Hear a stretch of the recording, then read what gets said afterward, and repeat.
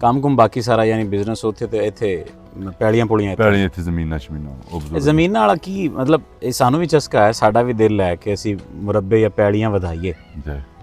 ਇੱਕ ਪਰਸਨਲ ਸ਼ੌਕ ਹੈ, ਇੱਕ ਇਹ ਹੁੰਦਾ ਕਿ ਕਿਸੇ ਤੋਂ ਬੰਦਾ ਇਨਸਪਾਇਰ ਹੁੰਦਾ ਕਿ ਯਾਰ ਉਹਦੀ ਇੰਨੀ ਜ਼ਮੀਨ ਹੈ ਤੇ ਮੇਰੀ ਵੀ ਹੋਣੀ ਚਾਹੀਦੀ। ਅਸਲ ਪਹਿਲਾਂ ਸਾਡੀਆਂ ਬੇਸਿਕ ਜ਼ਮੀਨਾਂ ਨਹੀਂ ਸਨ। ਠੀਕ ਹੈ। ਸਾਡੀ ਜਿਹੜਾ ਅਸੀਂ ਜਿੱਥੇ ਬੈਠੇ ਆ ਨਾ, ਇੱਥੇ ਸਾਡੇ ਬਜ਼ੁਰਗਾਂ ਨੇ ਇੱਕ ਮੁਰੱਬਾ ਇੱਥੇ ਤੁਸੀਂ ਸਮਝ ਲਓ 12.5 ਕਿੱਲਿਆਂ ਦਾ ਇੱਕ ਮੁਰੱਬਾ ਕਹਿੰਦੇ ਨੇ। ਅੱਛਾ, ਇੱਥੇ 12.5 ਹੈ।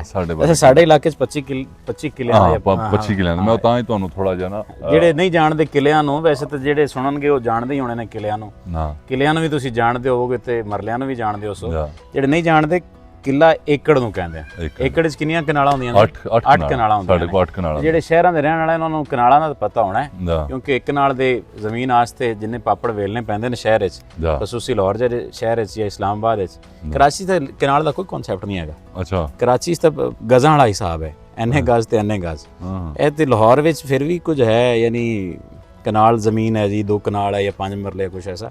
ਤੇ ਇੱਥੇ ਤਾਂ ਫਿਰ ਕਿੱਲਿਆਂ ਵਾਲੀ ਗੱਲ, ਯਾਨੀ 12.5 ਕਿੱਲਿਆਂ ਦਾ ਇੱਕ ਮੁਰੱਬਾ ਬਿਲਕੁਲ। ਉਹ ਸਾਨੂੰ ਇੱਥੇ ਸਾਡੇ ਬਜ਼ੁਰਗਾਂ ਕੋਲ ਸੀ 12.5 ਕਿੱਲੇ।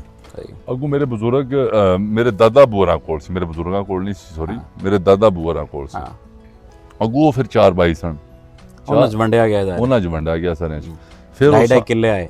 ਕੁਝ ਕਿੱਲੇ ਆਏ। ਅਸੀਂ ਫਿਰ ਕੁਝ ਕਨਾਲਾਂ ਵਿੱਚ ਆ ਗਏ, ਸਾਡੇ ਤੱਕ ਪਹੁੰਚਦੇ ਕੁਝ ਮਰਲੇ ਜਾਂ ਕੁਝ ਕਨਾਲਾਂ ਪਹੁੰਚ ਗਏ। ਔਰ ਸਾਨੂੰ ਸਾਰਿਆਂ ਨੂੰ ਸ਼ੌਕ ਸੀ ਕਿ ਸਾਡੀ ਜ਼ਮੀਨ ਹੋਵੇ। ਸਾਰਿਆਂ ਤੋਂ ਮੁਰਾਦ ਭਾਈਆਂ ਨੂੰ, ਕਜ਼ਨਾਂ ਨੂੰ? ਮੇਰੇ ਅੱਬੂ ਦੇ ਸਾਰੇ ਭਾਈ 5 ਭਾਈ ਸਨ। ਅੱਛਾ। ਮੇਰੇ ਅੱਬੂ ਹਰੀ 5 ਭਾਈ ਨੇ, ਔਰ ਉਹਨਾਂ ਦੇ ਇੱਕ ਚਾਚੂ ਸਨ। ਠੀਕ ਹੈ। ਉਹਨਾਂ ਦੇ 4 ਭਾਈ ਨੇ। ਠੀਕ ਹੈ। ਉਹ ਅਸੀਂ ਸਾਰੇ ਅੱਜ ਦੇ ਦਿਨ ਤੱਕ ਵੀ ਇਕੱਠੇ ਆ, ਉਹਨਾਂ ਦੇ ਬੱਚੇ ਵੀ ਇਕੱਠੇ ਆ, ਅਸੀਂ ਵੀ ਇਕੱਠੇ ਆ। ਉਹ ਲੋਕਾਂ ਨੇ ਹੀ ਪਤਾ ਕਿ ਅਰਸ਼ਦ ਮਾਰਤ, ਅੱਲਾਹ ਤਾਲਾ ਜੰਨਤ ਤੋਂ ਜਗ੍ਹਾ ਤੇ, ਮੇਰੇ ਵੱਡੇ ਤਾਇਆ ਅੱਬੂ, ਕਿ ਇਹ 9 ਭਾਈ ਨੇ, ਫਰਾਂਸ ਵਿੱਚ ਵੀ ਔਰ ਇੱਥੇ ਵੀ। ਅੱਛਾ। ਇਹ 9 ਭਾਈ ਨੇ, ਕਿ ਕਿਉਂਕਿ ਸਾਰੇ ਇਕੱਠੇ ਨੇ।